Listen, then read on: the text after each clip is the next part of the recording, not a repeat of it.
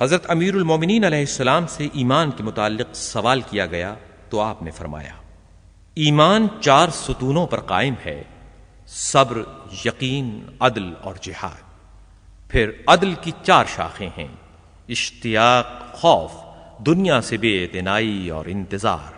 اس لیے کہ جو جنت کا مشتاق ہوگا وہ خواہشوں کو بھلا دے گا، اور جو دوزخ سے خوف کھائے گا وہ محرمات سے کنارہ کشی کرے گا، اور جو دنیا سے بے اعتنائی اختیار کرے گا وہ مصیبتوں کو سہل سمجھے گا، اور جسے موت کا انتظار ہوگا وہ نیک کاموں میں جلدی کرے گا۔ اور یقین کی بھی 4 شاخیں ہیں: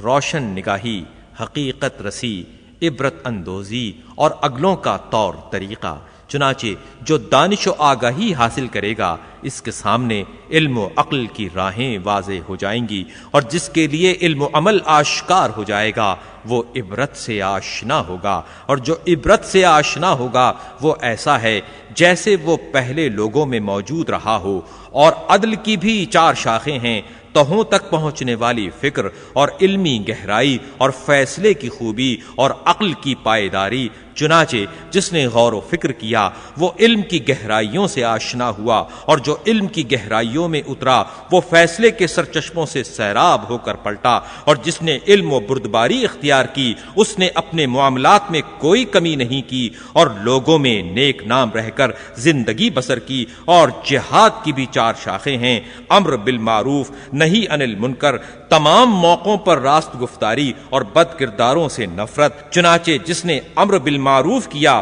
اس نے مومنین کی پشت مضبوط کی، اور جس نے نہی عن المنکر کیا اس نے کافروں کو ذلیل کیا، اور جس نے تمام موقعوں پر سچ بولا اس نے اپنا فرض ادا کیا، اور جس نے فاسقوں کو برا سمجھا اور اللہ کے لیے غضبناک ہوا اللہ بھی اس کے لیے دوسروں پر غضبناک ہوگا اور قیامت کے دن اس کی خوشی کا سامان کرے۔